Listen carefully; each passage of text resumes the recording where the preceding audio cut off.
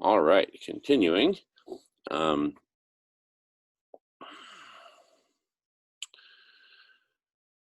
so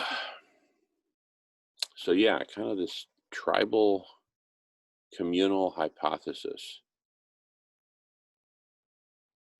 Because you guys see what I'm saying? I mean, Emery, you got to have this shared experience, I would say, because you're here quite a lot. That once you've kind of found your tribe, that's home base, right?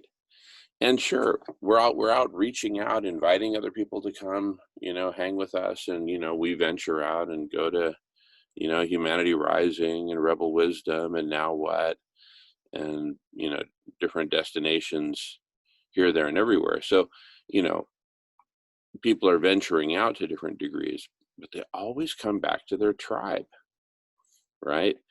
And like, and if one has an idea or a vision that's significantly different, they form their own tribe. Like Cesare, is kind of forming his own tribe. um, when I first started the Solution Club, which was sort of the predecessor to the Block Party, it was out of saying, hey, there's no tribe out there that addresses, the way I feel, the way I'm experiencing the world. So let me go form one. Let me form the Social Club at the end of the world, was what it was first called. And that evolved to the Solution Club. And then the impetus to start the Block Party, um, the main impetus was, that we need to save life on Earth urgently.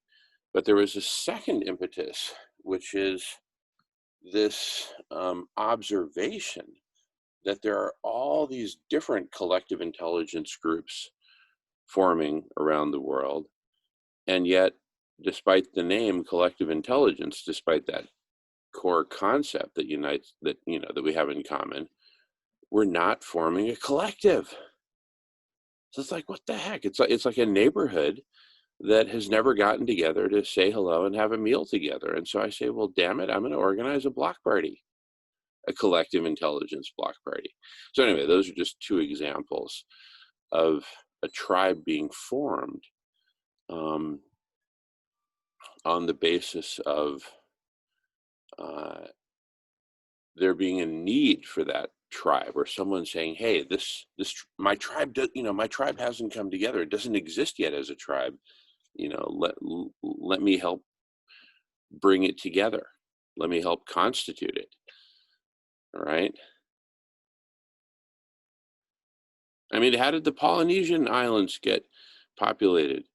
Because some people in Australia got bored hanging out on this one giant continent, and said, let's venture out, let's head east and see what we see.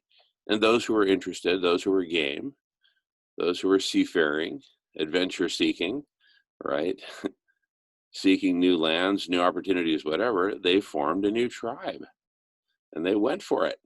Right. And they created a place where they could congregate. um, for us, this is like a Polynesian island, the block party, which we're trying to form, which we're trying to expand into a whole archipelago, right, of islands, a whole constellation of islands, a whole network of islands, a whole network of conversations. Still one tribe, one community, but a network of conversations spanning different areas of focus. And so that network, in a way, is a way to um, you know, provide some differentiation within a given tribe, right? Areas of specialization, etc.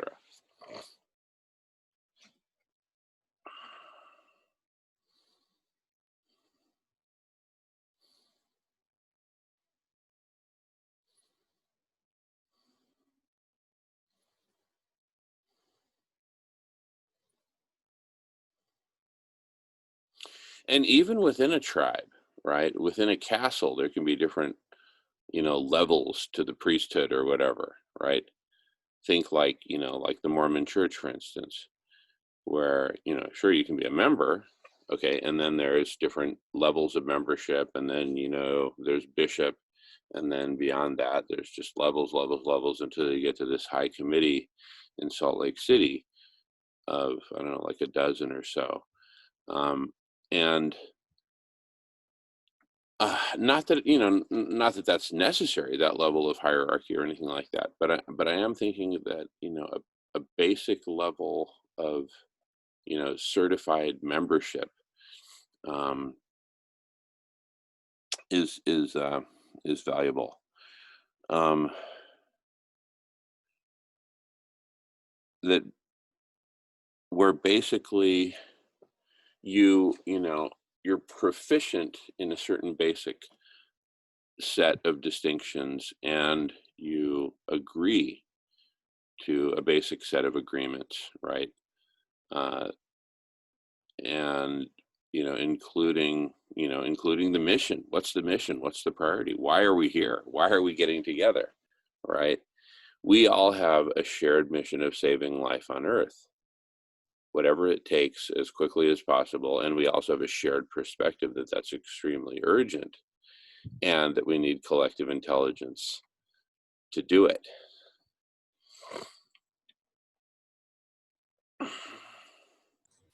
And because we have all this in common, we're able to then go deep. And we're also able to really listen to each other, because we trust that, we're now listening to someone who we fundamentally agree with. And therefore, we're very curious to hear what new that other member has to say. Right. Anyway, I'm just kind of rambling on, because the way I'm seeing all this is that we are, figuring out how to configure ourselves in this new post-phase shift humanity. See, right now we're in the middle of the phase shift, and there's another side to this phase shift. So when we come out the other side, we're post-phase shift.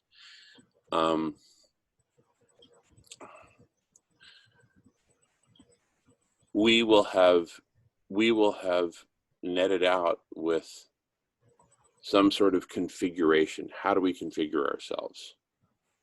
Right? How do we operate?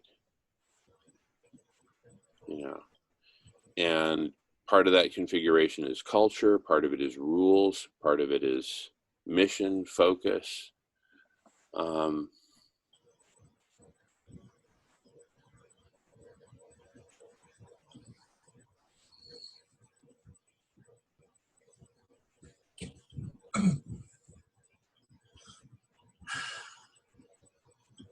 I'd say it's going relatively well, Jamen. Sorry. What's going relatively well? I'm saying that I think it's relatively on track. I think given the short time that it's relatively a pretty short time. It's only what this is the 16th one. 16th. Yeah, 16th one. But you were you were way ahead of the curve back with the Sierra and other things that you've put forward. So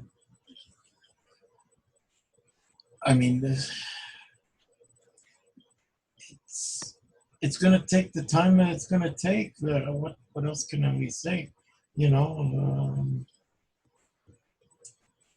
And people are going to have to invest. Basically, you have to invest the certain amount of time in just not for yourself, but just to be able to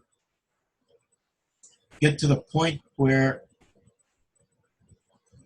you could comfortably integrate you harmoniously into into the you know into the community. Uh, you know, you're not just gonna slip in, right? Yeah, You, exactly. you, Yeah. you gotta put in the time, I think. Uh, I mean, obviously, there are people who are very apt, they're very apt and able to, put forward, uh, their ideas and their conceptualization of different aspects of a project. Very important, but you know, for people to trust that, you're going to have to present yourself and establish some kind of connection with people. And how do you do that? You have to do that over a period of time, I think, because not everybody is always available or connected at the same time. Even though even though this is so high tech, it's still, we're not always there, and people aren't always available. But I just have to keep at it. That's all. You have to keep at it.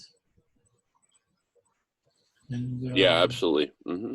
I think more and more, there are more and more I see people presenting more investment. I see that happening. People are investing more. It's a gradual thing that I see happening is that they are invest. Some people, they are investing a bit more time coming back, and you know, there's a momentum of that coming back, which is happening. I don't know. It's not. It may not be happening as fast as you would envision it to, but nevertheless, it is in that upward momentum, I feel. So it has to keep going.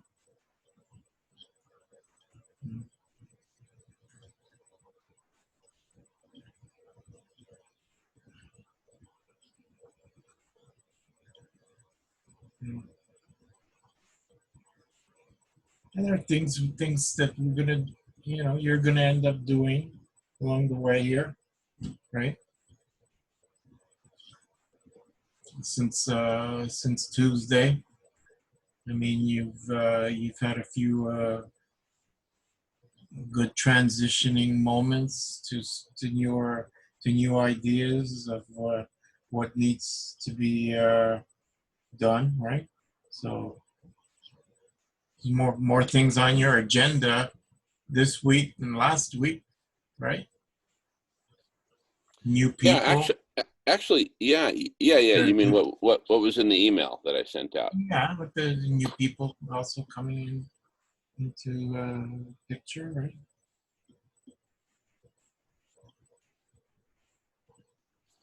Yeah, yeah, yeah, absolutely.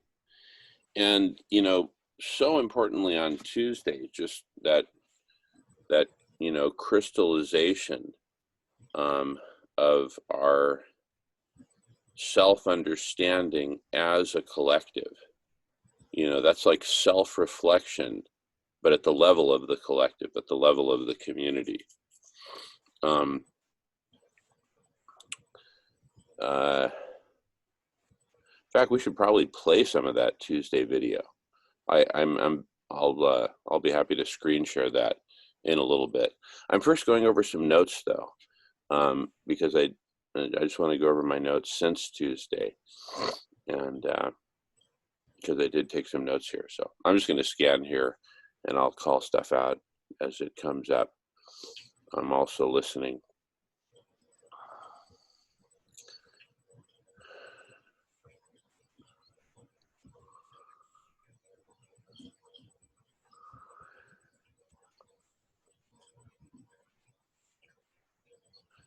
Nolan, if you're still there, let me know, because I wanted to share something with you on screen share that Emery has seen.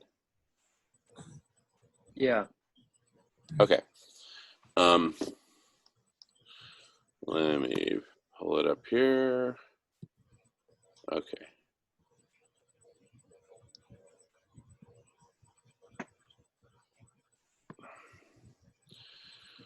So,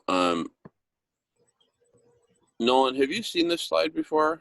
Like on either on a video or in person? Okay. All I right. don't know what ACE is. Accelerated collective evolution, Okay. per Dharmendra, of which CSI is really a subset. That's kind of how I see it.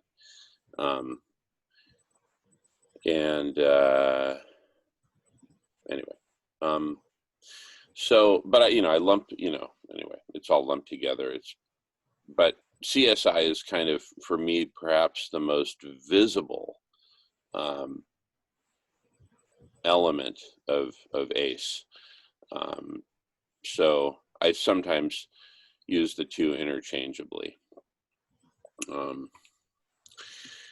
But when I do that, it's because I'm really, CSI is, again, it's the most visible part of it. And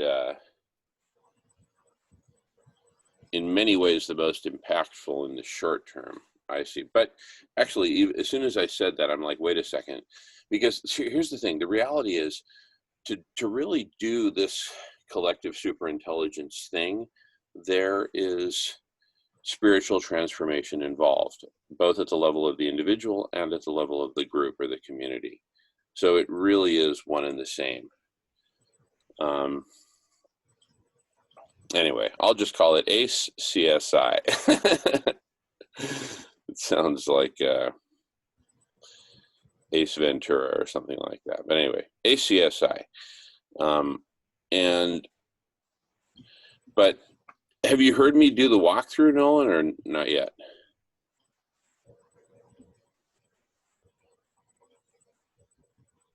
I'm not sure. Okay, I'll just do the walkthrough. All right, so this sort of started with, our development of this concept of a whole world and the needs of a whole world, people and planet, and all the corresponding solutions and everything else. And so let's talk in terms of whole world and all the solutions that we need. Now that it's the year 2020, I'm just going to step out on a limb and say that the world that we want, the whole world that we know is possible and that we want and that we urgently need, that whole world and all the solutions that get us there, at this point, I'm stepping out on a limb and saying that all of that is obvious. In 2020, we have 2020 vision of the whole thing, and it's just freaking obvious. We know what we need to do. We know we need to stop killing and eating animals. We know we need to stop burning so many hydrocarbons. We know we need to, not pluck every last feather out of the poor chicken, mother hen, being the metaphor for chopping down every last tree and polluting every last watering hole. We know all this. It's obvious, but, and it's also obvious to us that we don't know how to get there, right, from here. How do we get there from here? Right? So I'm saying all this is obvious and we don't know how to get there from here. Therefore, go upstream upstream in terms of sequence. So think of this as the end. That's the end goal. We want a whole world with all these solutions actually implemented, not just talked about, but implemented. Like SRM, right? To have a whole world, we need freaking SRM. And we all know it. Dr. Yatow of Harvard knows it. Guy McPherson knows it. We all know it. Dylan knows it. Everybody who's been on basically everybody who's, who shares our fundamental perspective totally gets it. So all this is obvious at this point. Look, in 1952, it might not have been obvious. But now, in 2020, it's obvious to us. So what's missing is a strategy and plan to get there. Going upstream, we first need a strategy and plan, and then we'll get there. So you see, it's a sequential thing. Okay, all right. So what's it going to take to come up with the right strategy and plan? Answer, ACE CSI. Period. You want to be able to come up with a strategy and plan for getting us out of this death spiral? In the last seconds of the last action scene of the James Bond movie, where he either saves life on Earth or the opposite happens, and it's just in this impossible situation. I talked about Ace Ventura. This is freaking 007 territory. ACSI is heavy duty 007 territory, right? It's Mission Impossible stuff. We need that capability, right? We need MI6 capability in order to come up with the right strategy and plan. Okay, how do we come up with MI6 capability? We got to have a conversation. It starts with a conversation. And what's the conversation? The conversation, for me, is this whole stack, from the conversation through ACSI, through strategy and plan, through whole world, and all of its solutions fully implemented. Solutions and transformations. Well, transformations are solutions. So solutions. All solutions implemented. For me, this is the full stack. For somebody else, the full stack will look different. But it all starts with a conversation. And if two different people have two different full stacks that make sense to them about how do we get from where we are to where we want to be, by having a conversation and comparing them and even potentially mashing them up, right? There's potential for consensus, right? And even if people don't reach consensus, there will be clustering around, the lead full stack, this one or a different one, the number two, the number one, the number two, the number three, in terms of popularity, right? Just sheer popularity, let's say. My point is, there will be a small number of leading full stacks that humanity gravitates towards. That percentage of humanity that's basically in the conversation of how do we save life on Earth and what's the full stack plan, right? This whole thing here that you're seeing on the screen is what I've been referring to as a hyper solution. And the overall flow of this, the story within this hyper solution, is what I've been calling the mega strategy. Right? So this is my mega strategy in somewhat visual form. Not very artistic, other than the beautiful image in the lower right, which Michael Gallo whipped together about 3 years ago. Anyway, this is it. this is me saying, hello world. I think I see the cure for your terminal illness that all the other doctors have said, you're going to die, you're going to die, you're going to die, you're going to die. I've got a cure for you, and here it is. Dr. Guy McPherson has pronounced you practically dead on arrival. I'm saying there's hope. And here's the prescription. Show me the mega strategy again. So the mega strategy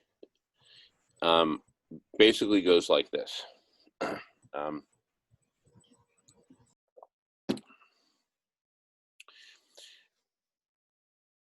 The mega strategy says, let's start by having the conversation. How do we save life on Earth?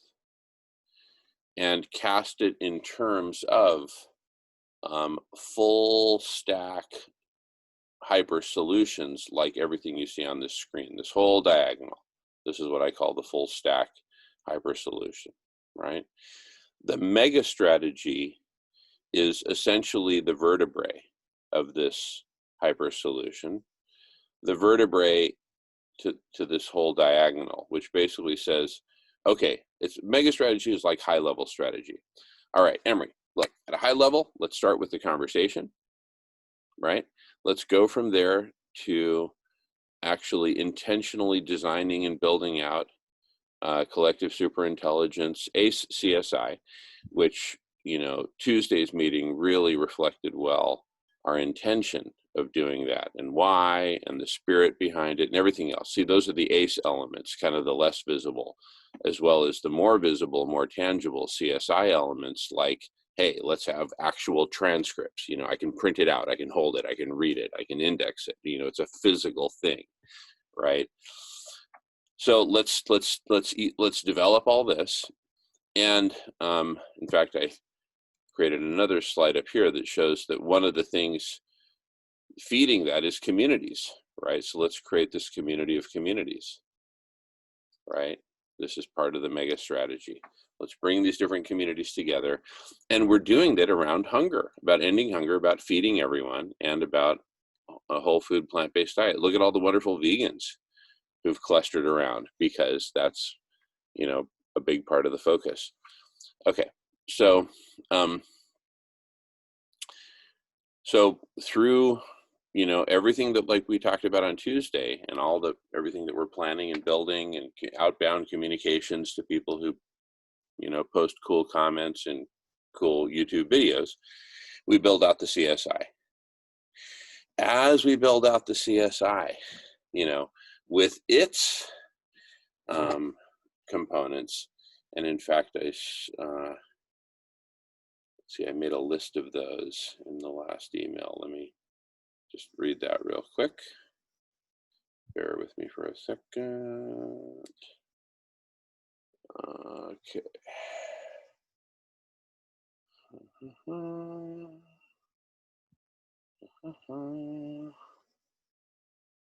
Getting there.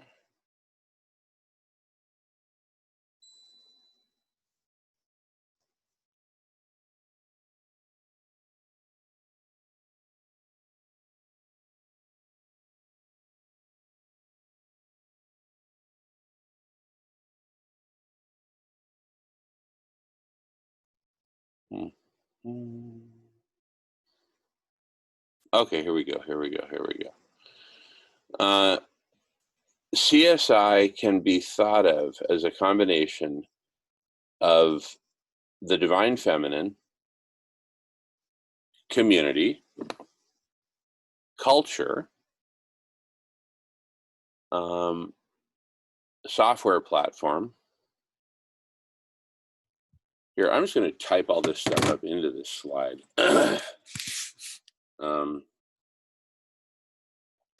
In turn, another element of collective intelligence in action, right? The tools to be able to just do it now and turn it into an artifact that is visual and et cetera, et cetera. Anyway, so enough meta. Back to the thing itself, the list of the elements of CSI. So we've already got community in there. we've got that kind of seed conversation. So that's already up there. So let me add the following elements. We have divine feminine. We have culture. We have, it's interesting. The culture, to some degree, I'm going to back up here and in parentheses, but I'm just going to put ... the conversation, meaning that the culture is actually, to some degree, emergent from the conversation, right? It's like, because we're having the conversation and because we're focusing on it and really steeping ourselves into it, a culture is emerging, right?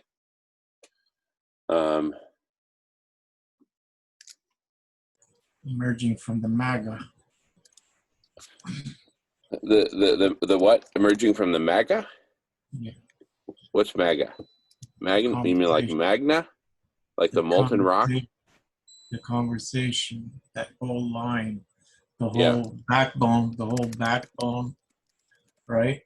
Yeah. You've got the whole backbone and then all the corresponding nervous system with that, right? Yeah. Your sensory perception. Yeah, sensory network. Yeah, totally. Let's see here. I'm going to add this other, the next line is the most awkward of all of the bullets, which is ecosystem of web services and communities, right? I'm just going to put, for example, Reddit. That's just a classic example of this nature, because it's a web service, right?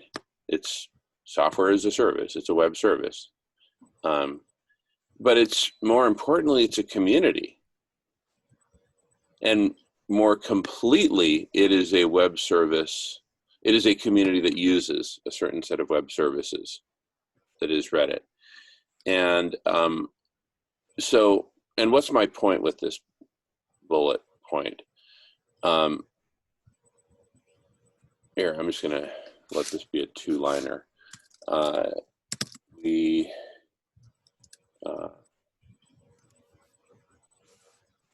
Ecosystem of web services and communities we use, for example, Reddit. There we go. And again, what's my point? Well, we're developing our own software platform for CSI. We're developing stuff that's very specific to CSI, like the database of all the transcripts of all the conversations, like the one we're having right now, all transcribed. The index of all of that whole database, the advanced search tools for searching that index, et cetera, for finding the conversations we want to be in, right? So we're going to develop a bunch of stuff, and that's under, software platform. But in addition to what we're developing ourselves, we're also utilizing stuff. We're not reinventing the wheel as regards discussion forum. Reddit has invented the wheel, right? And it's not just a perfectly good wheel, it's a perfectly great wheel, right? Like the Tour de France, the bicyclists and all that, they got these like really sophisticated, ultra strong, ultra light, durable wheels, right? Just all the right stuff. That's what I'm talking about. We don't need to reinvent that, right? We just use. May I interrupt? Hey, yes, of course. Hey, Jaden, how are you? Hey, Lauren. Oh my goodness, great to see you. This is like a dream come true. No, seriously. So first of all, I wrote to you on Facebook. I didn't know if you know it. It was so unlike you not to respond that I thought maybe you didn't get it. Oh because yeah, I don't really do Facebook. I mean, I've got an okay. account, but I don't really do Facebook. I post stuff on there, but I don't really read So other what I stuff. asked you, I'm planning to do a Key Collab roundtable in easy Spanish for people who aren't totally fluent in Spanish, to talk with people who are fluent in Spanish, but with more visual aids and stuff so people can, of all comprehension levels, can understand. And I was wondering if you might want to be involved in that. I would love to. Goodness, thank you. And first of all, my apologies for not responding to you via Facebook. I guess I should No probably. problem. Can you put your email in the chat? I Oh, might already have it, but I yeah, just yeah, yeah, yeah. Yeah, I've emailed you a couple times, so you have it, but I'll just go ahead and put it here anyway. okay. I'll This is just, faster. yeah, I can. yeah. So anyway, my point with the discussion is that I think anything that relies on people adapting new software that they don't know is problematic. Because you might think it's so easy because you use it, but you know, I cannot stress to you enough, like what you think would be easy to get people to adopt is harder than you would ever imagine. Like just getting 5 people to move from Facebook to Keybase was like 6-month process of like explanation and um you know, discussion. And so you need to just start with the premise that people aren't going to do shit differently than what they already do. So the strategy is some people are going to be on Reddit, some people are going to be on Discourse, and some people are just going to be on Facebook. And how do you capture these chats that are happening and integrate them someplace? Because I know you think, oh, it's just Reddit. That's the solution. No. That wasn't where I was going with that, because Okay. you missed some of the context, and that's totally Okay. fine. That's not your fault. Okay. So let me fill in some of the gaps, if I may. I don't Okay. want, but I don't want to interrupt your flow. If you have more to say, go for it. No. That's just I just wanted to chat with you quickly about that, and that's it. Go on. Well, so first of all, I could not agree more. Uh-huh. I think if I were, 25 years younger, I'd be disagreeing with you. I'd be like, oh, no.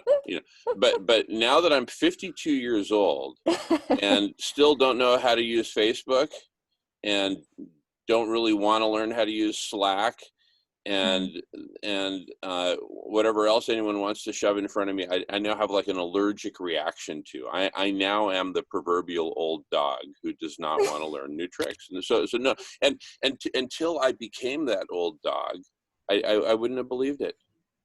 I thought, oh, no problem. We'll just get everyone to move from Facebook to whatever you just mentioned. I mean, it was just, but so thank goodness I'm 52 instead of 25, because I totally get it.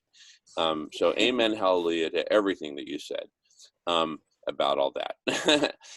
Number one. So number two. So if so, Jamin, what's up with this Reddit comment? So here's what I'm saying with that.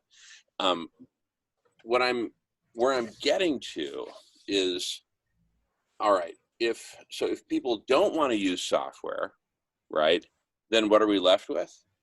We're left with common denominator. And thanks to the pandemic, we now have a beautiful common denominator called Zoom. Everybody's on Zoom, right? If you're not on Zoom, you're just not in the conversation, right? Mm. Okay, so I'm assuming Zoom, right? Here's a joke. There, an economist, a mechanical engineer, and a physicist get stuck on a deserted island in the middle of the Pacific, and they have this giant can of beans, right? But they don't have any way to open it. The mechanical engineer says, break it open with a rock. The physicist says, let's build a fire and then we'll heat it up until it bursts. And the economist says, aha, assume a can opener. Okay, so I'm assuming Zoom. Okay, assuming Zoom. in my world, the software that there is to tap into that common denominator of Zoom is stuff that we can create in the cloud that the user doesn't even have to mess with. They never have to touch it. They don't even have to know it's there, right? I mean, they do need to know it's there from a EULA perspective and all that. But beyond that, they don't really need to. They just have to click the checkbox one. Yeah. You know, when you sign up for Gmail and you want the Gmail account, so you just scroll through the dang EULA. You don't know whether it's saying firstborn child. You know, when I die, I give everything to good. You don't know what you're signing, but you just click it anyway. Okay, that kind of thing. So, but beyond that, they'll never have to think about it. What is it? It's transcription, indexing of the transcripts, and then there'll be all these advanced search tools, but again, only if you want to use them, right? None of that's mandatory. All that we're asking humanity to do is the lowest common denominator action of showing up and joining the conversation, right? And just like Zoom has all these cool features at the bottom, one day there will be an add-on it's a bot that you can just talk to, right? And say, hey, look, you know, it's kind of cool listening to this, you know, hairy dude named Jamen going on and on about collective intelligence, but what I really want to do is be in a conversation about permaculture, right? And the bot can say, no problem, here is a list of 10 that are ongoing right now, you know, hover over each one to see it live and kind of peer into it, try before I buy, right? And then, whoa, man, those people look super cool. And I just love how they're talking about this vertical gardening thing in Brooklyn. I'm in. And you just teleport yourself in, right? So again, assume Zoom and assume some basic evolution within Zoom, whether we partner with them. Nolan had a cool interaction with Eric Yuan, the CEO of Zoom, at the last Zoomtopia conference that he went to in the Silicon Valley. You know, assume Zoom. That's it. The last platform you'll ever need. Now, so what's up with the Reddit thing? That's optional. There's all these optional extras, right? And they're there. Like, you know, I drive, Melissa and I recently got a Volvo station wagon. I don't know what 80% of the buttons mean, and I don't care because I just need to drive. I don't care about all these optional extras, right? But they're there, and you know what? I'm actually kind of glad that they're there, because one day I might need to hit the James Bond ejection button to send Nolan through the sunroof or something like that. So, you know, but I don't need that today, but it's good to know that that kind of stuff is there. Reddit's like that. Right? You might want to also check out, I think Robert Best is getting into, has done some research on Matrix Riot, which I think is like kind of an integrator of different chat spaces. Yeah, totally. So that kind of thing. You know, I think one of the things that would make me, you know, skeptical about that is that within Reddit, you know, you don't just have a platform, you have a culture, you have a community that basically where there's a shared culture to a degree. And if you integrate all these other things where it's all these different cultures, it can become a little confusing, I would imagine. But anyway. But but as a search tool to say, hey, show me across all the different chats, regardless of platform, who's talking about X, Y, Z, you know. And also, I don't know if Nolan got you up to speed on Libya, but Libya came today, Libya Servant, and she had some pretty amazing stuff with symbology and using symbols in conversations. Symbolizing the agreements that the group has come to. So I think symbology can serve some purposes, such as symbolizing the tribe of the group. So I would say that it's not just like the people don't want just subject matter. Honestly, they want conversations, they want discoverability by their own tribe. So you have to make it, you have to figure out how to make it easier for people to express what tribe they are and what tribe they like want to join. And so making that easier will help with discoverability.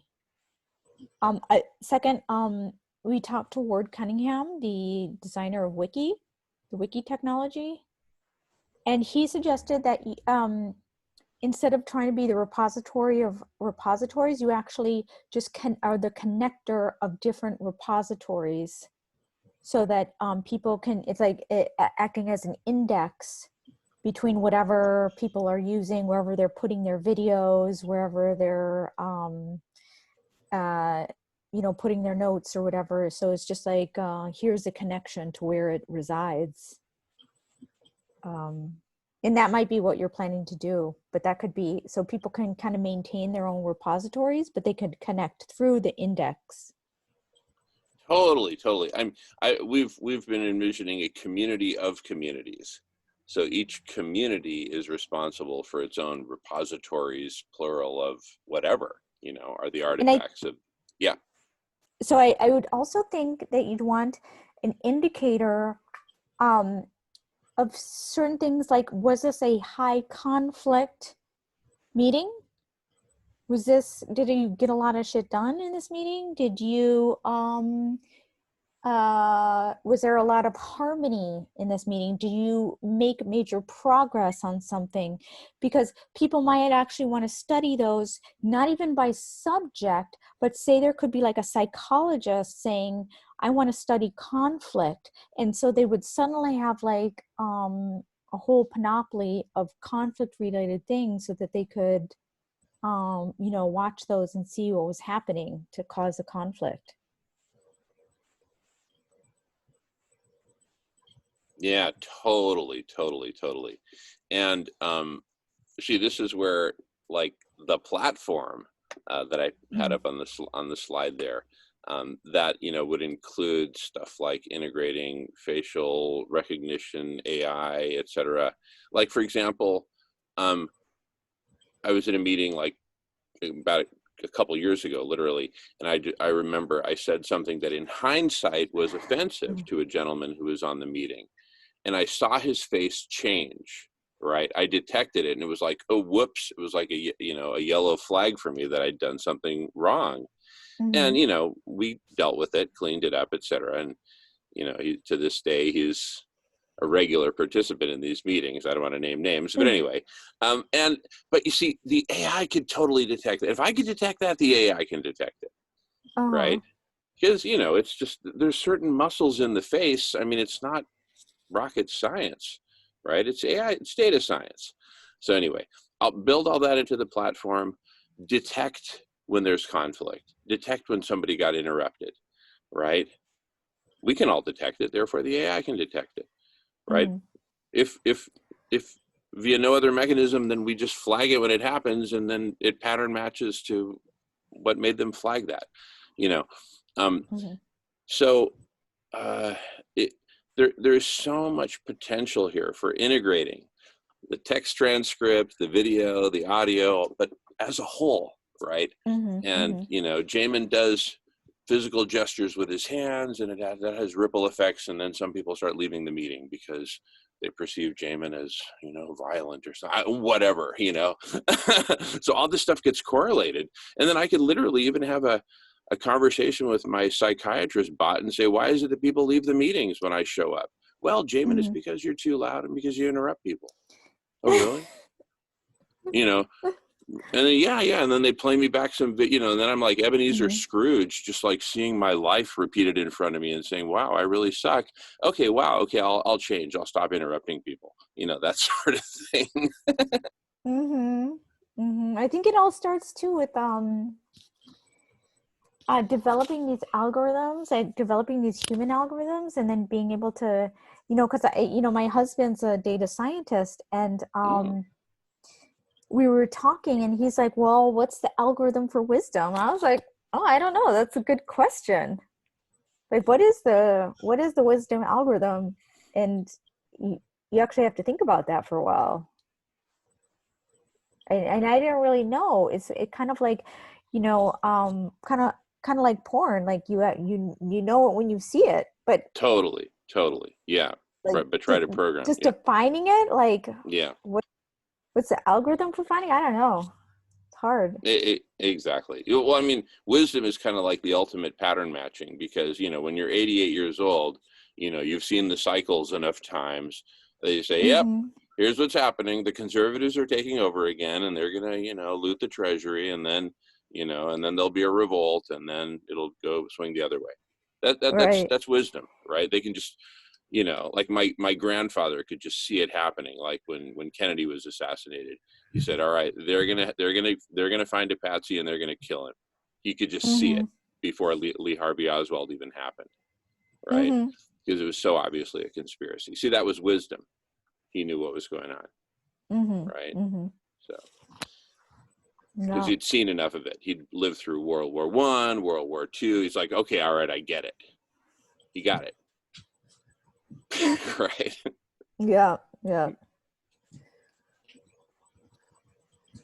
Just an aside before we go back to Salford, do you know other people who might be interested in French, Italian, or Portuguese roundtables? Well, first, let me ask, is the intention here to kind of study, how like knowledge is transferred and how people learn new syntax, new language, or is it just raw, hey, I got some friends who want to learn Spanish, right? Who's Both of interested? them, actually. So the purpose is to try to create,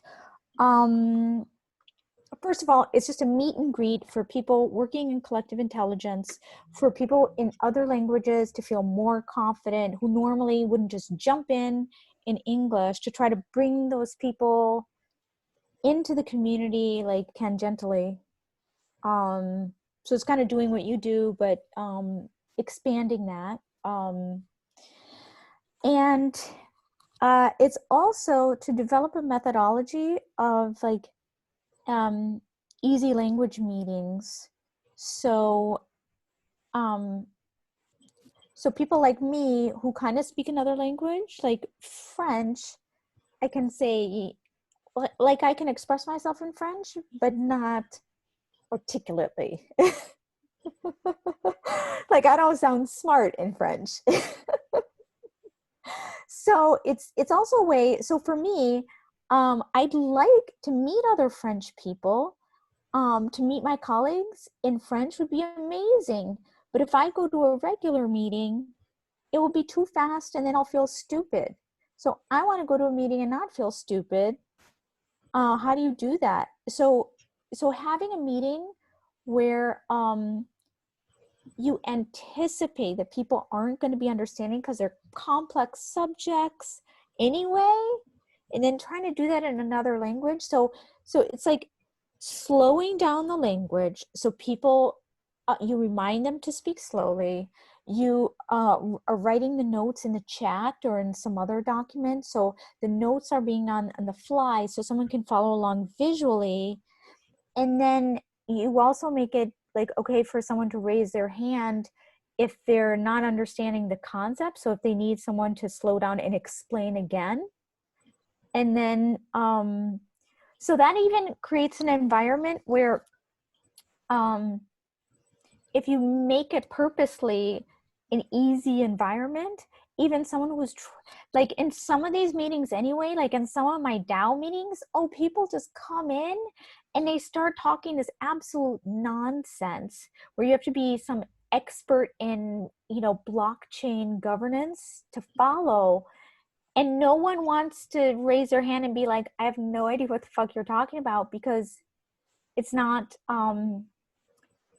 you feel like the only one, like you'll be signaling, oh, I'm the dumb one who doesn't understand. So it's like creating that environment where you, even someone like, interested in collective intelligence and these subjects can come in and feel comfortable being like, what's going on?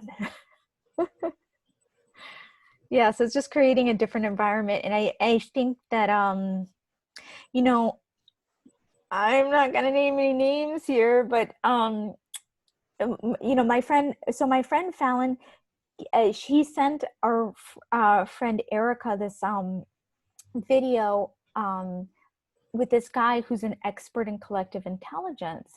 And she's like, oh my God, what a douchebag. Because he was so like full of it. And he's so well respected in the field. And, um, so I just, but, people feel uncomfortable saying that. So I really want to like create a different environment where it's less like the, fancy school, Ivy League, like super important, and more like, ordinary people can just pop in and with ordinary language and feel free, like I can participate too.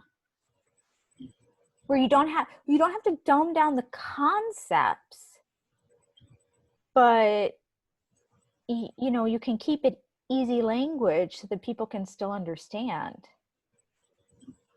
You don't want to dumb it down like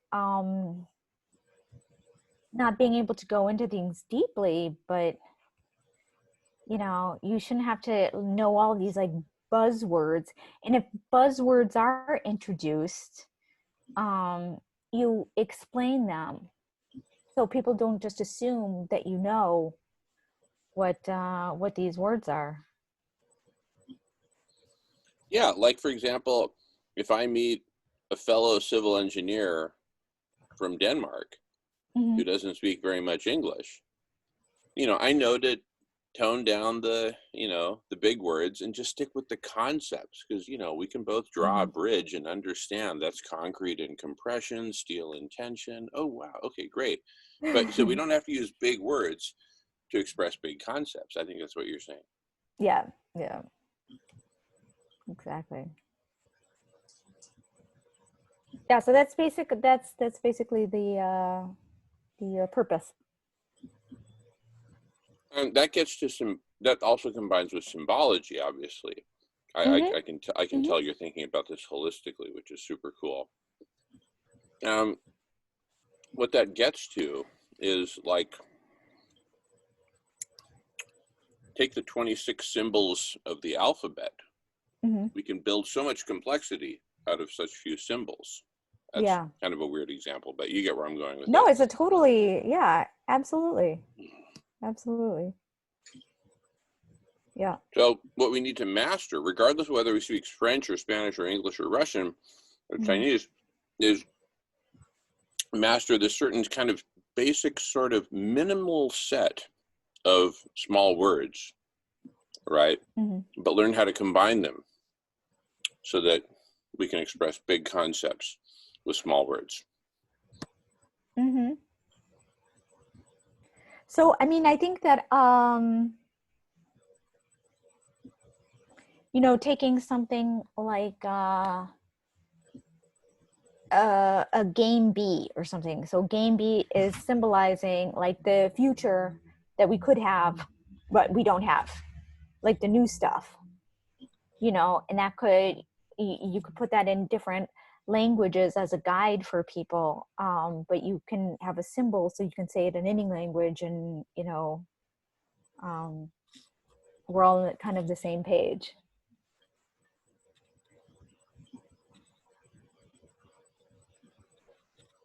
Totally.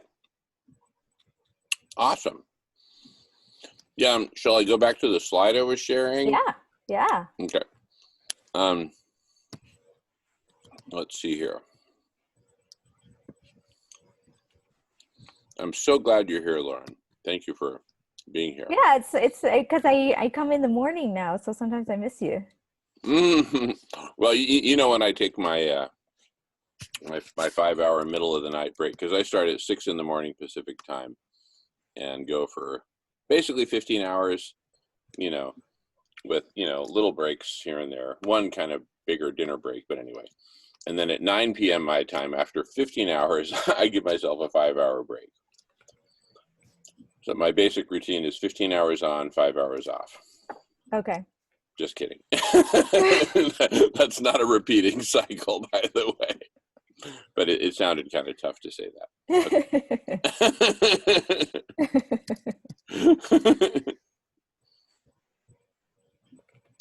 Now, I was thinking about my dad. He was an officer in the Navy during the Korean War. And in wartime, he was 8 hours on, 4 hours off, 8 hours on, 4 hours off. And he had to do paperwork in those 4 hours. So he barely slept. It was just crazy. Anyway, okay. But I only do that once a week. My dad was doing it continuously. Okay, so, all right. So this is the big picture, which I'll unpack for you, for how, how are we going to save life on Earth and transform our world from the really messed up world that we have to the world that we want. Okay. So, and I literally created this during, in the middle of a meeting last Tuesday or something. So it's not well done or anything, but we start with the concept of, in the lower right, a whole world. Mm-hmm. So, this is the world that we want. And we can break it down in different ways. One way to break it down is, people and then the rest of the planet. What are the needs of people and what are the needs of the rest of the planet?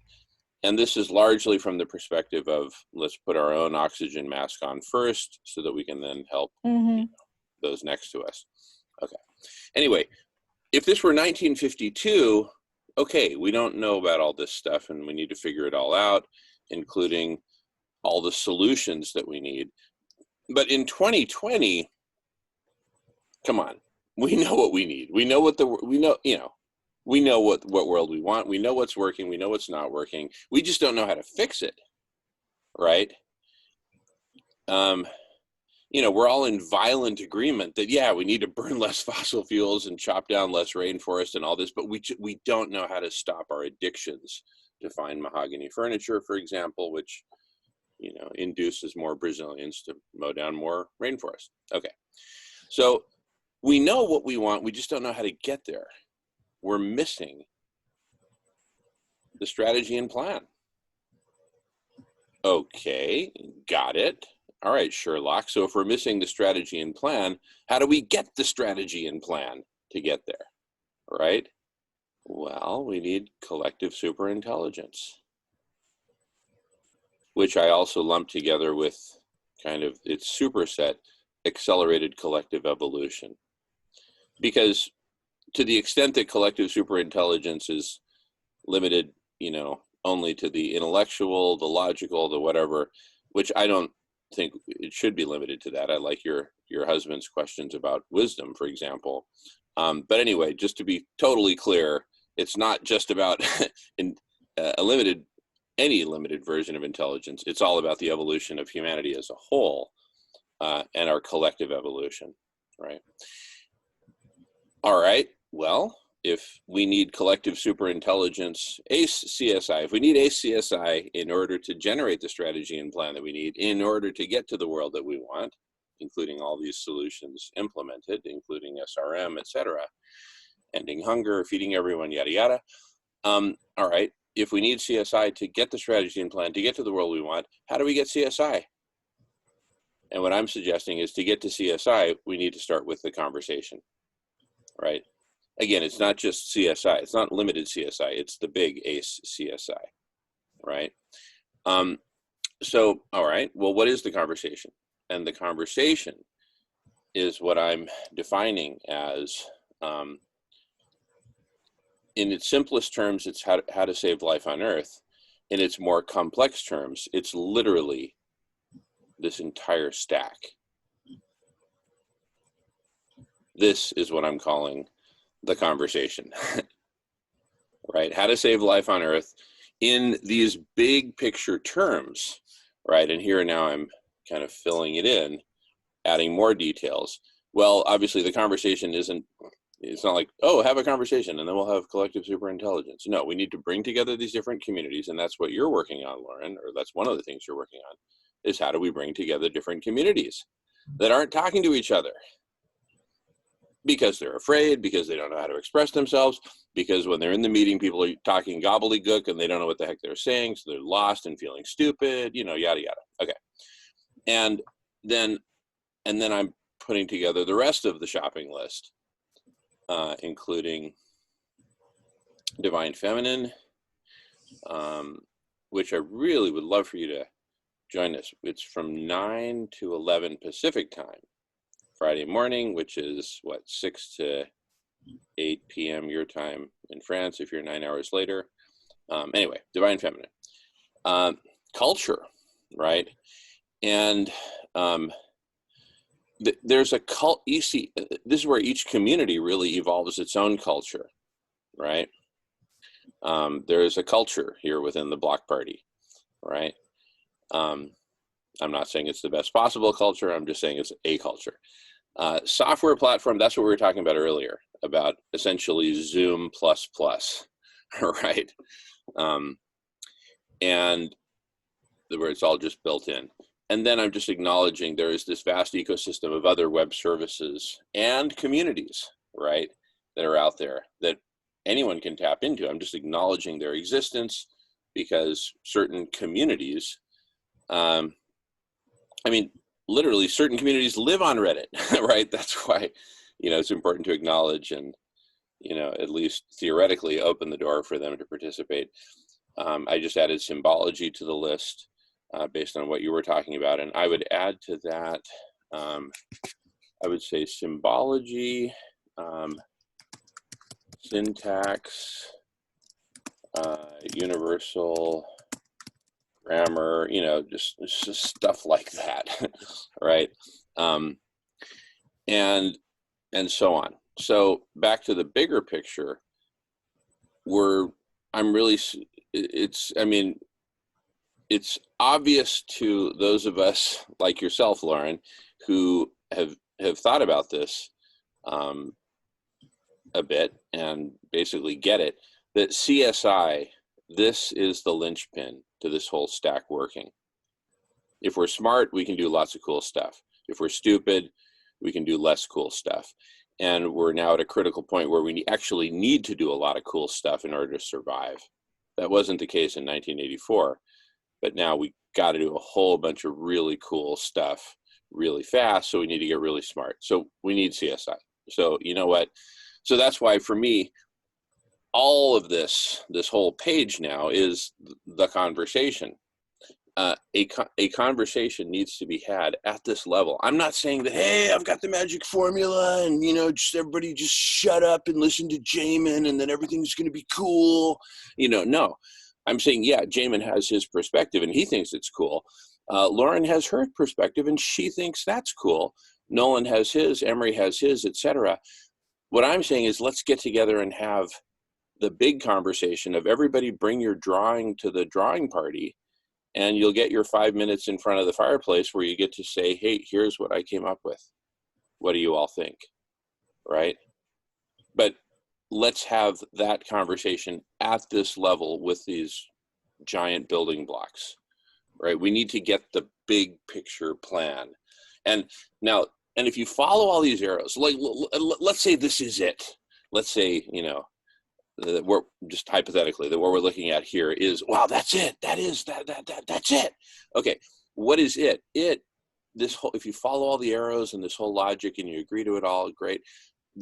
Let's call this a mega strategy. This is what I call a mega strategy, right? So back down here to whole world, wholeness for people, wholeness for the planet. Talk to any climate scientist. What do we need in order to cool, you know, to have a long-term sustainable future? Well, we need less carbon in the atmosphere. We need a cooler planet. We need clean water. Okay, great. And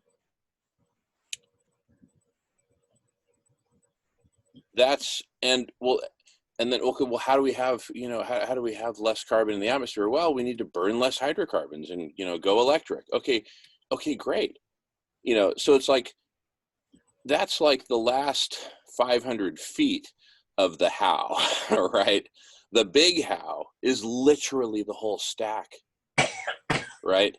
Because in order to get to a place where we're transforming the economy and we're taking care of people and the planet and it's equitable and everyone's, you know, basically doing it right, we had to evolve as a species. Right now, we're really devolved. We're totally devolved because we're playing fundamentally the wrong game. We're playing a game of endless hoarding and accumulation, domination, killing of animals, eating their flesh, enslaving other humans. You know, there's other names for it now.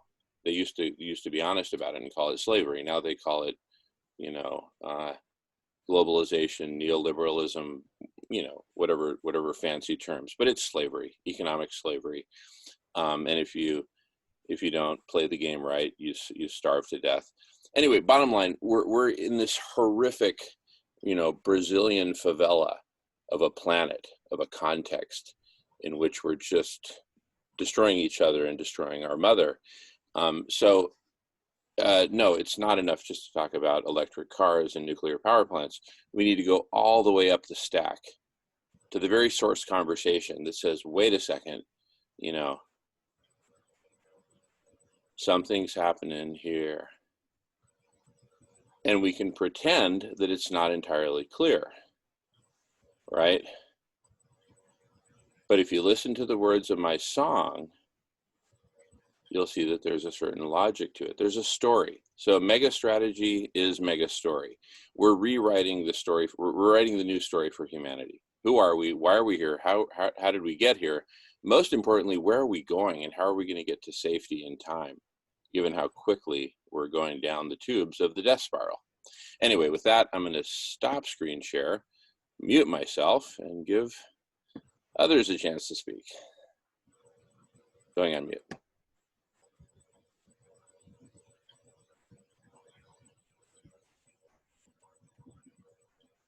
Very interesting.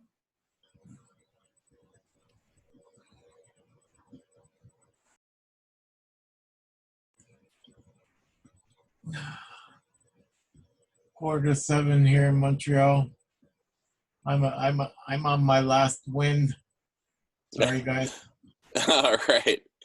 Thank you, Emery. Well, the French-speaking world is well Already? You're represented. leaving already, Emmy? I'm not out completely. I'm still listening, but I'm just saying. Well, you didn't have a 5-hour break, Emery, like I did. No, I didn't. But I had one earlier during the day. But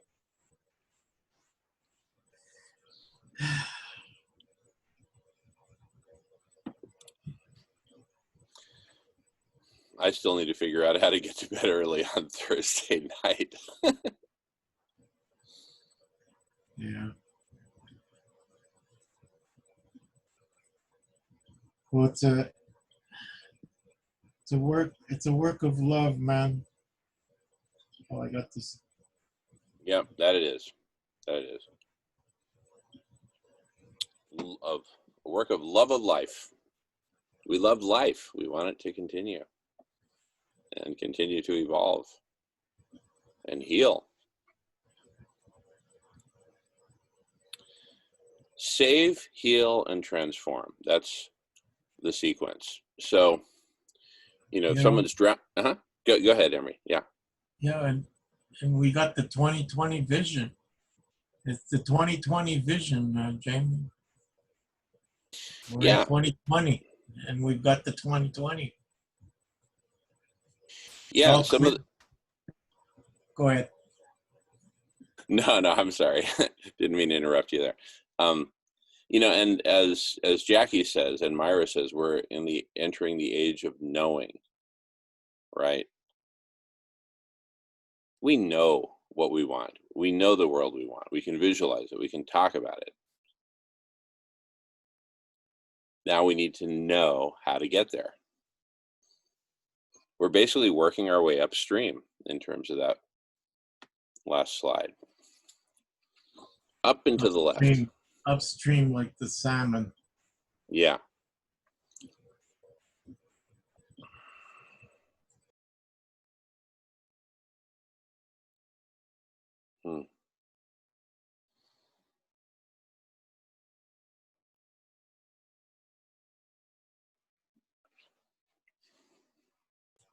and we'll be giving birth to a new planet.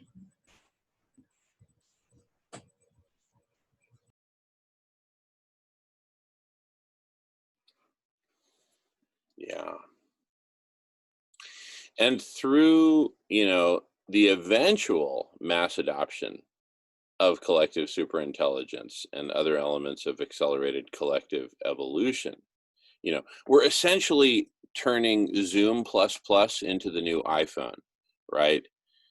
Nobody has a clue how it works or whatever, but they just buy it and use it and start to flick it around. And next thing you know, they're doing stuff that they wouldn't have imagined they'd be doing on a handheld device, right? That's the Zoom plus plus with, full collective super intelligence, full bot. You got your own personalized bot. Just tell it what you want and it'll help you out, kind of thing. And no more software, no more interfaces. You just show up and talk. Again, assume Zoom. Assume Zoom plus plus in this case with full CSI. As we do that, as this gets massively adopted as the new iPhone that's free, and you just, why the heck would you not jump in and join the party, basically? Because that's how it's going to feel to people. That was part of the inspiration of the block party. Let's make this fun, right? And also let's make it simple, and let's, tone down the big words and the exclusivity and just make it fun and easy. So as more and more people jump in and join the party, we as a species become way more integrated. Look at how integrated we are now, right? When in real life would I have had a face-to-face conversation with you about collective intelligence, Lauren? Pre-Zoomosphere, right? It wouldn't have happened. Statistically, Right. it just wouldn't have Right. happened, right? So we're able to find our micro tribe. See, we're kind of this weird micro tribe of these, part techno geek, part philosopher, part Mother Mhm. Teresa, part, environmentalist, Greenpeace Joe, or Jody. We're this kind of really, interesting micro tribe that finally got to form thanks to the Zoomosphere, because we Yeah, and now I have a think that if we can create in kind of a emergent sphere where we can super easily make up tribes and make up little symbols for tribes and have fun with it, um then so what AI I think can do is um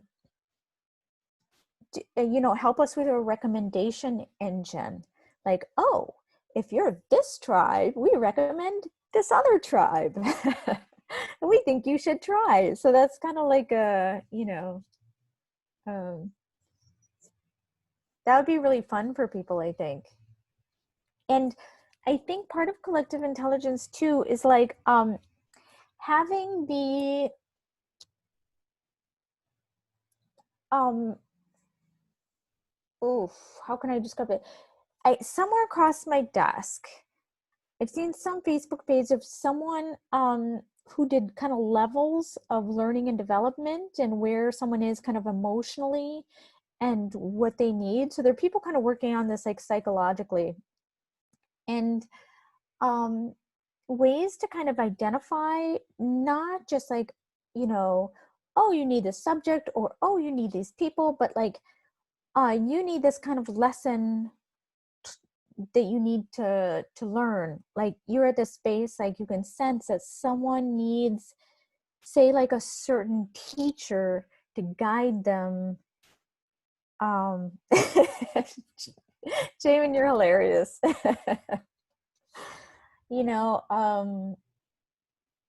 to learn this lesson, and that's like part of reputation, because the way people are talking about reputation, it's kind of like spooky and ridiculous, and like even if they're thinking it's like so it's going to be so amazing, I think it's kind of dystopian. Like, for example, this one guy was talking about how he imagines reputation as like, so if you're a member of two different groups, this algorithm, if you open your reputation from one group into another group, then that makes you more instantly discoverable in the second group. But when I hear that, I think, okay, so if a person is a member of similar groups, then they're more rewarded than a person who is a bridge between vastly different groups who you might not want to open up from one to another. Because say if you're like a gay Moroccan guy or something, you cannot bridge your gay community and your Moroccan kind of like community together. The regular Moroccan folks, you can't do that. So it actually penalizes you for being someone who's like an ambassador, or like someone who might be really wise, because you're bridging these weird groups that normally don't get bridged. And I would like that algorithm. I think those are the cool people who bridge weird communities that no one else does, and that should be rewarded and not punished. Well, I'm doing the symbology thing. See, literally, if we were in the same room, I'd be going, but in the Zoomosphere, if I go, my screen goes yellow, gets the yellow border. I'm the one who's talking, and you think I want to talk. But by doing this, you see that I'm love totally. that, Jamen, because I do this like a little thumbs up, but like this is really like much more expressive and nice to receive. Totally. And this is not only part of the culture that we're evolving, but you were talking earlier about like kind of different, like what was that conversation? Was it a debate? Were they co-creating something? Were they teaching somebody something? How would you characterize that meeting? I would characterize our last Tuesday Solution Club as one 8-hour group hug. We were just kind of like falling in love with each other as a group. That's how I'd characterize that meeting, right? Yeah. So we're creating all these distinctions that go way beyond, traditional American business culture. Because when we were in the office together, all the very logistics of it, the very this, the very that, all the elements of culture and dynamics and this and that, got us to a relatively conservative space where we weren't really expressing ourselves in efficient ways. Right? We kind of got into a bad gyration, shall we say. Zoom is helping us break out of that into these new modalities, mixing it up with vastly different communities, right? When I was at Microsoft, 90% of my interactions with other human beings, Monday through Friday, were with other Microsofties in my, department and neighboring departments. That's just how it worked. My world was so limited. Right? Of course, we got to go very deep, right? But we were also limited from other communities. Now everything is just totally shaken up. So naturally, we're coming up with new syntax, language, three-dimensional language, multi-dimensional language, symbology, this, that, bot enhancements, jumping from room to room, right? Et cetera, et cetera. Going on mute. Okay. Is No, and you Nolan see, still here, or is he gone? Nolan, are you still here, or what's up?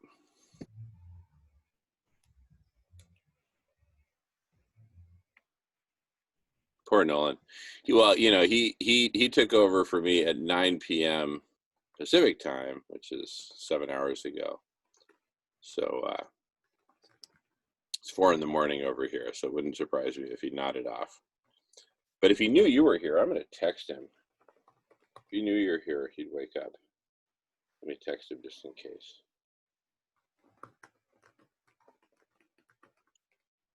Nolan, brother, comma, wake up, exclamation point. Lauren is here, exclamation point. All right. Hopefully he'll wake up.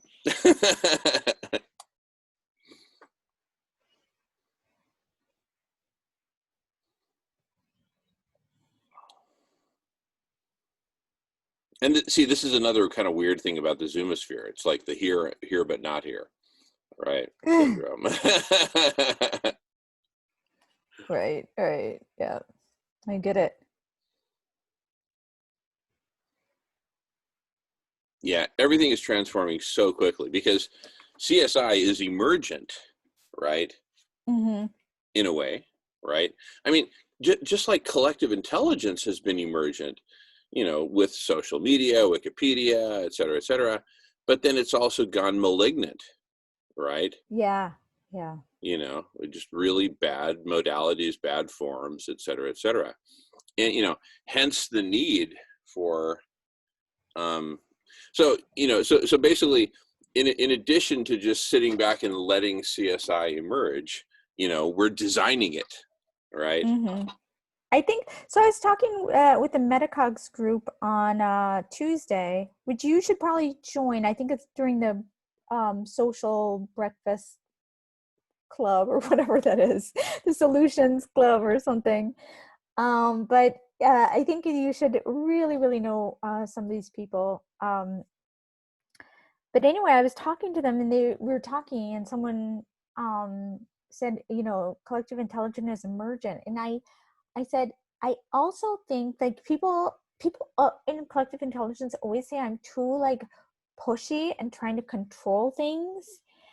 But I also think that one thing about it, I always feel like I'm like trying to make stuff happen.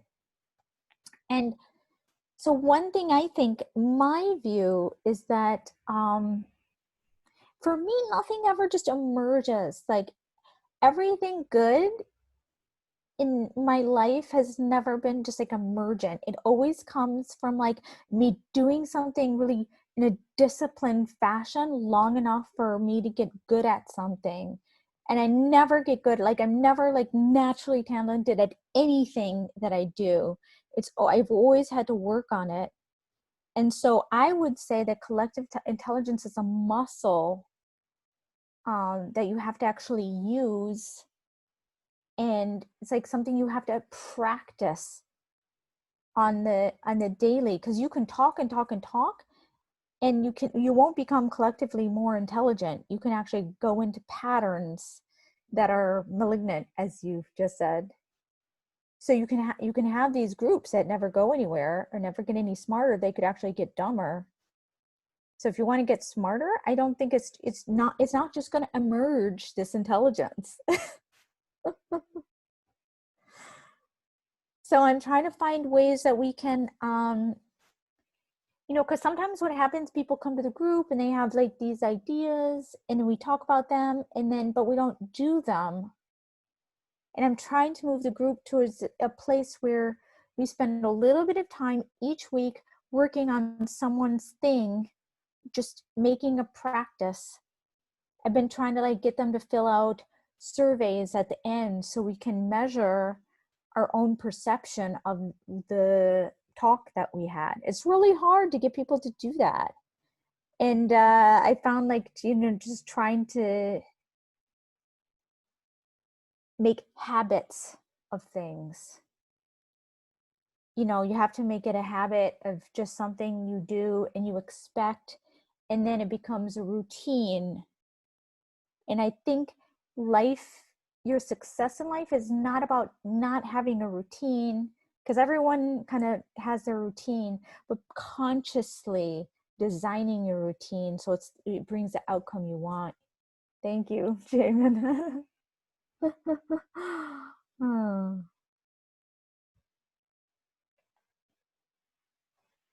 That's I'm it. tired of talking. I never get tired of talking. We're designing CSI.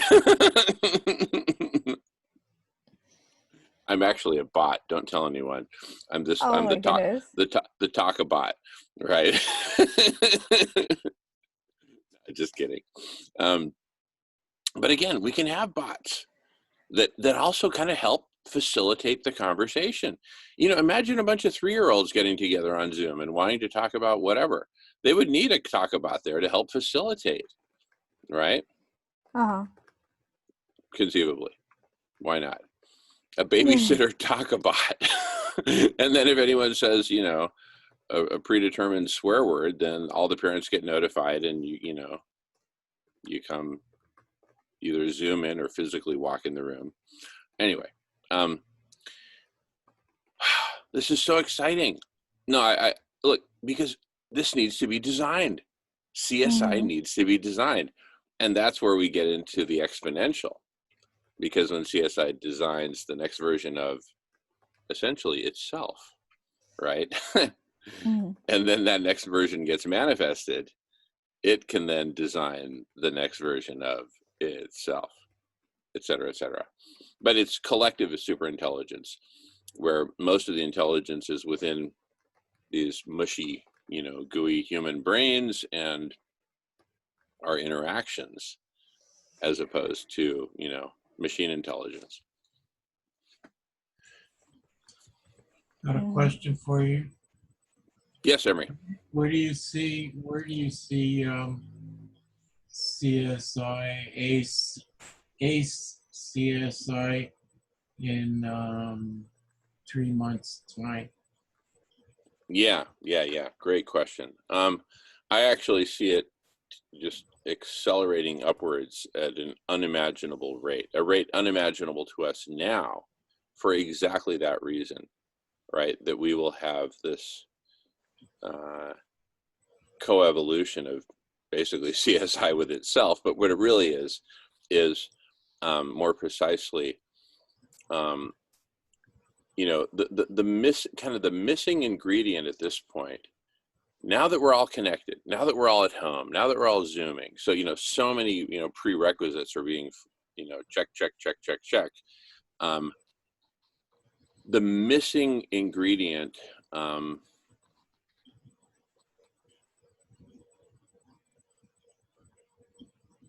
I feel like, is at this point empowering people to find those conversations where it's just like, oh my God, I'm so glad I found you guys. Oh, this is so cool. Right? You know, enabling people to find those conversations, enabling people to express what they're looking for, and then find what they're looking for. Right? Because I think that so much of what we need to work out can be worked out in conversation. We just need to find the right conversation right now. Imagine that every human who was on the Zoomosphere right now, suddenly we all had a magic wand that we could just wave and, you know, get me to the right conversation right now. We all disappear. No one's at the block party anymore, or maybe like 100 people or more at the block party. I don't know. You know, that's part of what this massive, you know, multiplayer game of Match.com would have to figure out.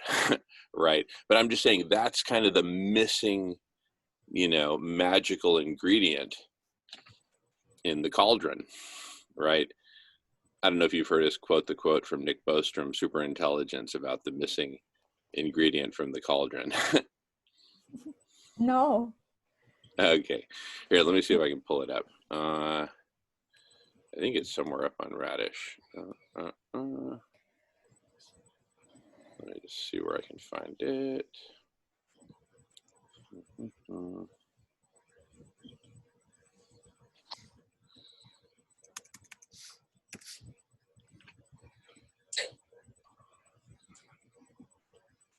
Let's see here. Okay, I think I might be able to find it now. Ah, yes, it's in the white paper. Let me find the quote.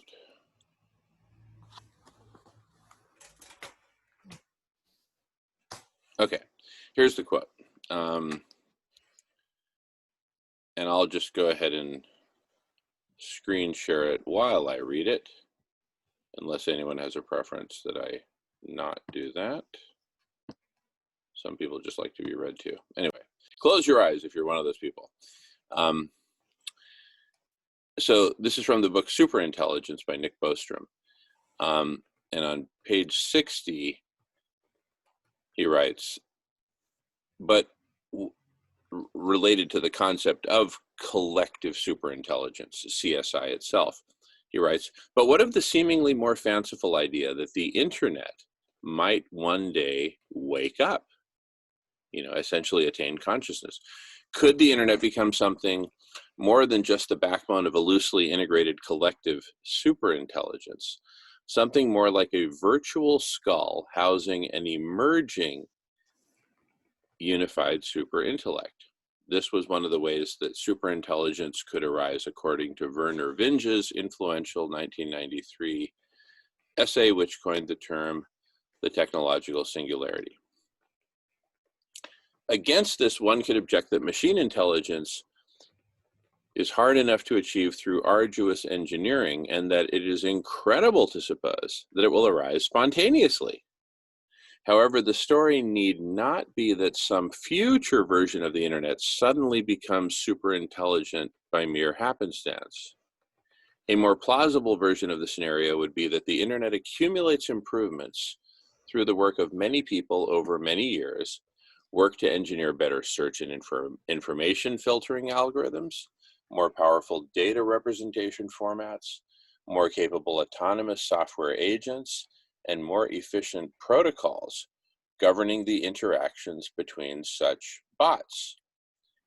And that myriad incremental improvements eventually create the basis for some more unified form of web intelligence. It seems at least conceivable that such a web-based cognitive system, supersaturated with computer power and all other resources needed for explosive growth, save for one crucial ingredient, could, when the final missing constituent is dropped into the cauldron, blaze up with superintelligence. And so what I'm suggesting is that that missing ingredient to drop into the cauldron is precisely empowering people to find essentially an advanced search within the zoomosphere, right? But that already, it's not just an advanced search that anyone can use. It's, you have to respect, for lack of a better word, the existence of tribes, the existence of communities, the existence of cultures, and that you can't just crash a party and say, hey, sweet, my advanced search algorithm told me this would be a cool party to crash. What's up? While, that's just, that would be number one, an interruption, number two, rude, number three, missing all the context. And so it's not so simple as just an advanced search tool. It's more complex than that. And that's what we spend a lot of time talking about actually here. Borganism, writes Emery. Anyway, we'll get to that in a sec. Or I'll just pass you the talking stick. But, it's so it's not just a single little thing. It's, anyway, that's one of the things I like about that quote, because it talks about all these different incremental improvements, which we're all doing in parallel. I mean, some of the cool stuff you're working on, Lauren, I'm just like, whoa, that's so cool. Oh my goodness. I wish I'd thought of that. Right. But the important thing is that someone thought of it. And there's a lot of someones out there. Like, I'm excited to attend this group that you just mentioned. What was it called? Metacog group? Yeah. Mm-hmm. You'd love Awesome. them. You'd love them. Metacog. Okay. They Yeah. love you. Oh, awesome. Cool. Metacog. Great. Well, and should I just show up, or can I lead like a field trip from the Solution Club to the Metacog group? I mean, do they not want so many people to show up? Is it, No, I would just, you can show up anytime you want. It just introduce yourself, and we can talk about your the stuff that you're doing, and it's all really connected. So, and so Robert Best, who leads some of the stuff, he is working on a rapid sense making framework, which is like, for example, it's an interoperable framework for making rapid sense of a situation. So one example of what they did is we had 23 people on a call. It was kind of like it was kind of a bit of a mess. And what they did was he sends out a bot, and you can participate through Telegram, Mattermost, or SMS. So anyone, you don't need any particular software to download an app or anything like that. You just do it through whatever you have. And it said for you to go through each person. It named everyone in the room, you know, Jamin, Nolan, whoever. And from 0 to 9, you put your relationship with them. Like, we're partners is like number 9, and number 0 is we've never met before at all. And so it's just kind of clearly defining your relationship with each person in the room.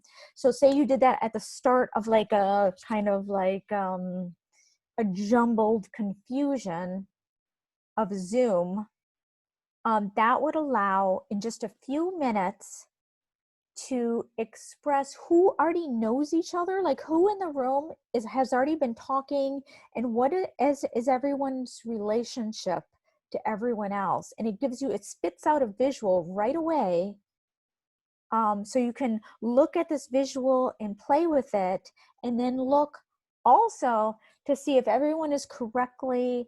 So it gives 2 lines between each person, like my estimation of my relationship with you, Jamin, and your estimation of our relationship. So you can also see if there's a thick line and a thin line that connotes some kind of weirdness going on, or if someone is consistently overestimating or underestimating their connections with people, like, oh, I don't know these people very well. And everyone, like we had one woman in our group who consistently, she acted like she didn't know people very well, but everyone was like, oh yeah, this person is my best bud. So I mean, it was just showing, not she's not standoffish, but it was like people were connecting with her and assuming like a relationship that she wasn't connecting back.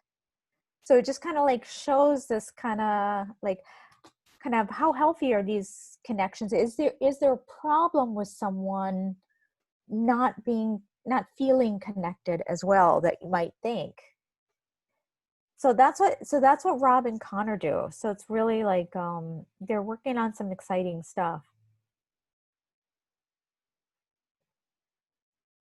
Super cool. Oh my goodness. And that's not the only thing they could do. It's just an example of a process that they're trying to run. So they're open to like doing different processes.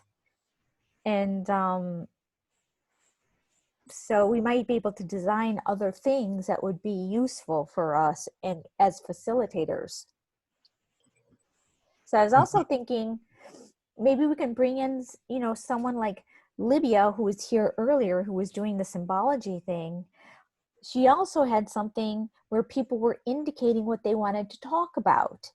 And they not only indicated what they wanted to talk about from disinterest to great interest, but do they just want to talk about it, or do they actually want to get stuff done? So it indicates like you could give people a survey or something and quickly find out like, what do people here want to do? Do they just want to talk? Do they want to do stuff? And what do they want to talk about? And it's kind of, Well, you know what's, no, sorry. Go ahead. I'm done. Thank you. What's coming to mind is sort of like a mashup between World Cafe and Match.com, right? Where let's say you go to a World Cafe and there's like 1,000 people, right? Okay, all right. And for the next 3 hours, you're going to go 20 minutes at a table, 20 minutes at a table. Okay, so all right, so it's 9 different tables, great. So over the course of 9 different tables, I'm going to meet 27 other people, right? Out of 1,000. Can I magnetize myself so that I attract a special 27, not just a random 27, right? Where I fill out a survey in advance. I want to get shit done, or I want to smoke cigarettes and philosophize and make friends, right? I want to design stuff. I want to fix something that's already been designed and is now broken, right? I want to teach people stuff. I want to learn from people. I don't want someone to lecture to me. You know, I want to co-create, right? Et cetera, et cetera. You know,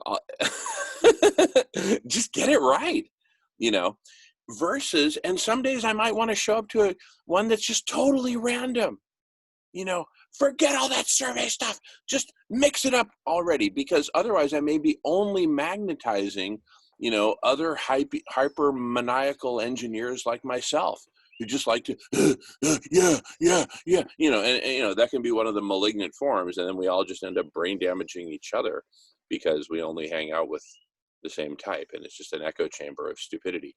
Anyway, back to you.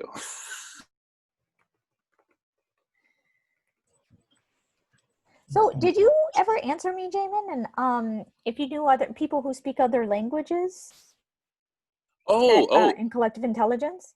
Yeah. Well, so we have a number of Spanish speakers. We have people from India, presumably Hindi.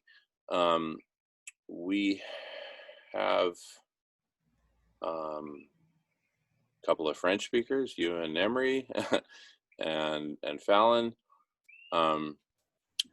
We have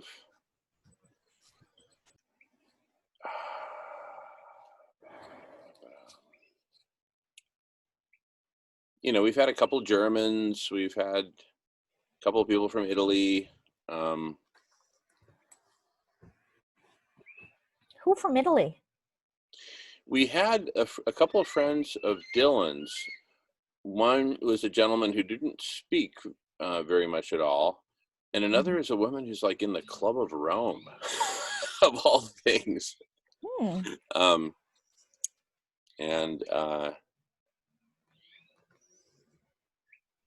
Yeah, but anyway, I'm just trying to be complete. But the bottom line is, it's basically Spanish speakers are the next big, you know, untapped group. And in fact, a couple of times we had Spanish language hour in the middle of the block party, right? Not really knowing what else to do with Spanish speakers. So we said, you know, all right, let's just, can everyone just speak Spanish, just show up at this hour and we'll just have like a Spanish language hour. And I guess the English speakers would just go either listen in for fun and try to learn some Spanish or go take a break, or, you know, anyway, it didn't really fit. It was kind of, you know, like changing languages in the middle of a party. So anyway, bottom line, I'm game. I speak fluent Spanish, if you didn't know, and but very happy to slow it down and etc.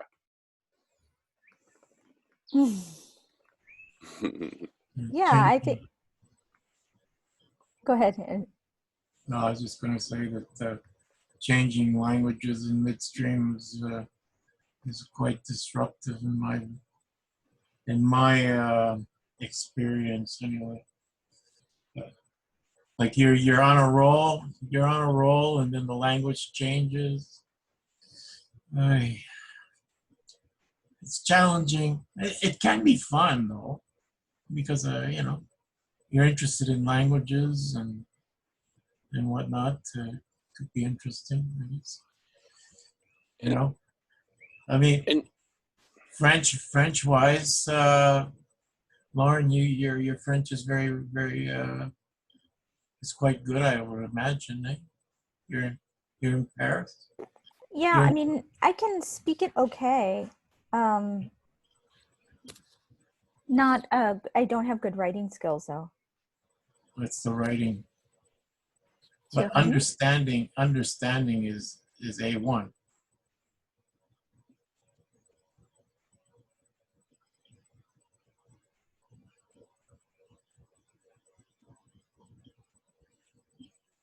You know, like for example, my favorite culture within which to live and just live is Mexican culture.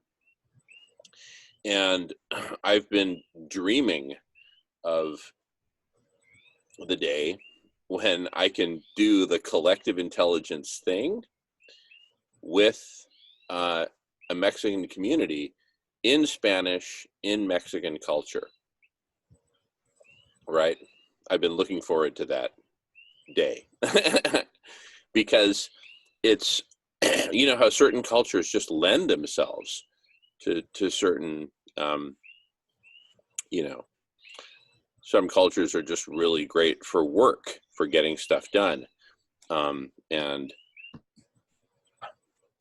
in fact, my favorite culture for work is Monterrey, Mexico.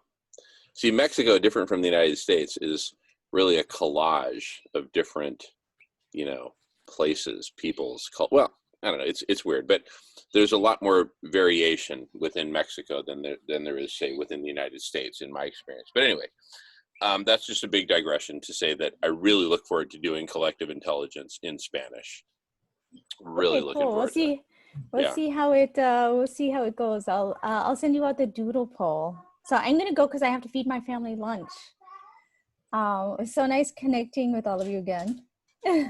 Likewise. For sure. Cool. Thank you, Lauren. Great to see you. All right, take care. Enjoy lunch. We'll see Okay, you bye soon. bye. Take care. Take care.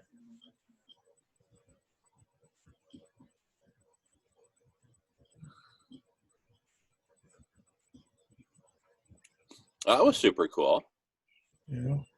You see, what an interesting, you know, perspective, because like, it feels like she's really deep into a lot of facets of collective intelligence that, you know, I don't really think about that much. But now, thanks to her, I'm thinking about them. Well, Lauren seems to be very on top of the technology. Her husband is in the field also, so there's probably a lot of back and forth there, and you know, she's doing some work for you know, to integrate with CSI. So that should be interesting to follow, I guess. See how that integrates with things. Yeah, totally. Yeah. Pretty cool. But, yeah, once you can get the feedback of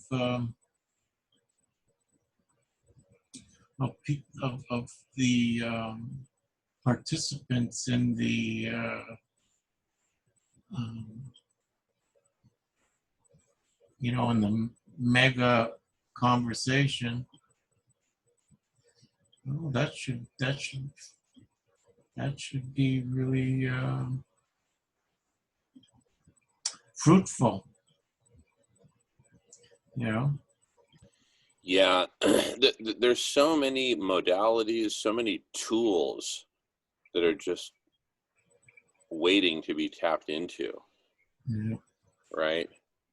You know, like what I just talked about with the, you know, the mashup between World Cafe and Match.com, right?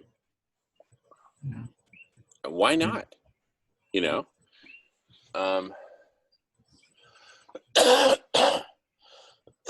Excuse me.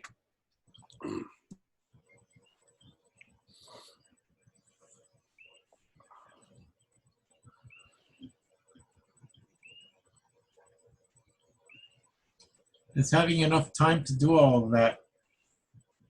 Plus, you know, the CSI and another language. Well, think about it. Think about it this way: is you know, we don't have to, you know, be on top of all of that, or, you know, even 10% of it. It's the community that'll be developing all these different components, add-ons, apps, scenarios, modalities, and it's all optional. See, like what I said, you know, going back, I don't know, over an hour ago with Lauren, is, hey, Um, what if we just assume that everyone's on Zoom and that's it? That's the only common denominator. That's our baseline. But just like within Zoom, you've got all these other buttons and features and scenarios. It's all optional, right?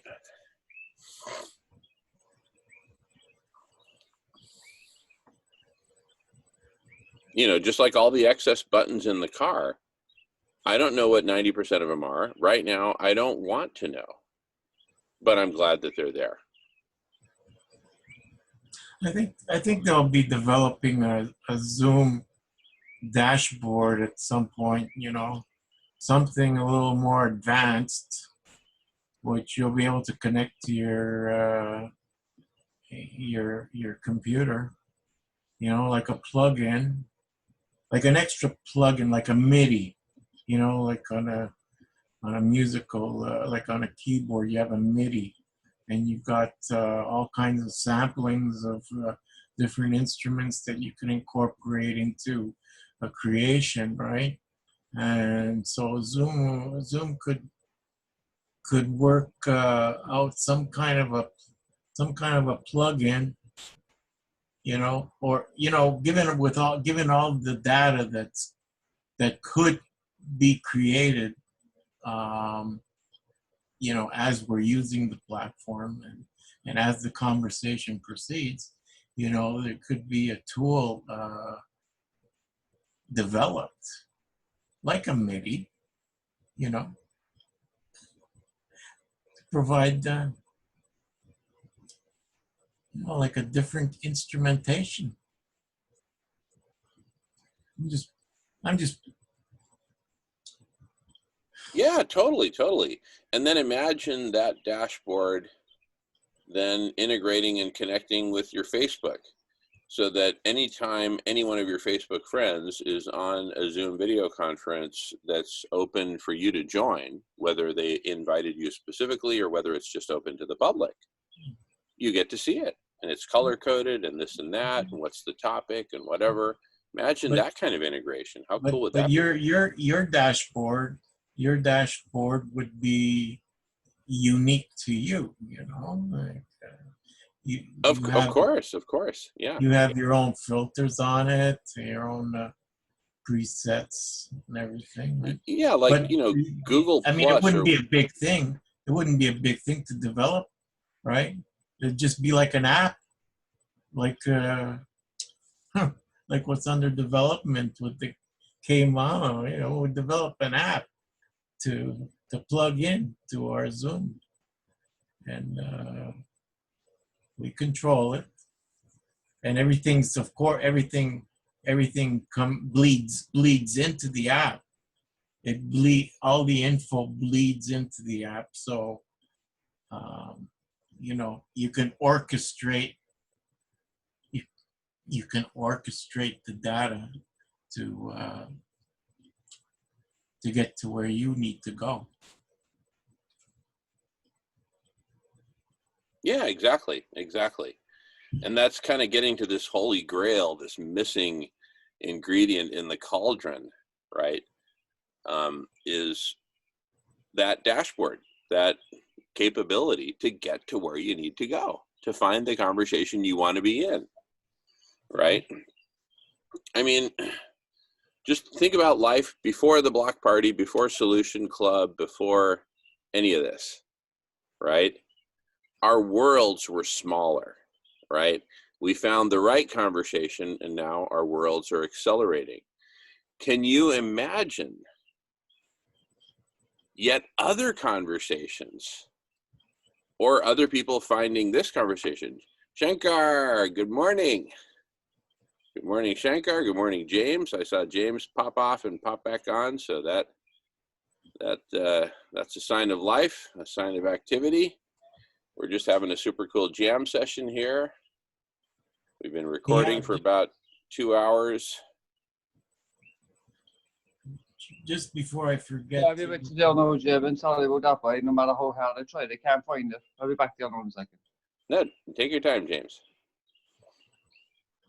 I didn't quite catch what he's looking for, but anyway, He'll figure it out. All righty, Shankar, how you doing? Hey, good morning. I think I fell asleep, but it was good. Good for you. Good for you. Yeah, I took a 5-hour break, as you know. I always do, from 9 p.m. to 2 a.m. Pacific time. Yeah. If, Oh. if you have time, Pardon me? Jamen, Huh? if you when you have time, the link that I posted there, Borganism, connect to the brain internet. It's a very worthwhile video within that post. It's, Yeah, let me click on it. Let's take a well, look. I know it's a long video. It's a long video, but it's very you could put it on just for like to get a feeling for it, but you know, very very interesting to watch. You know, you'll Yeah, let's you won't regret. I won't regret it. All right. Well, let's here, let me stop this recording. I'll start a new recording, and then let's just take a look at it, and then we can talk about it. Okay.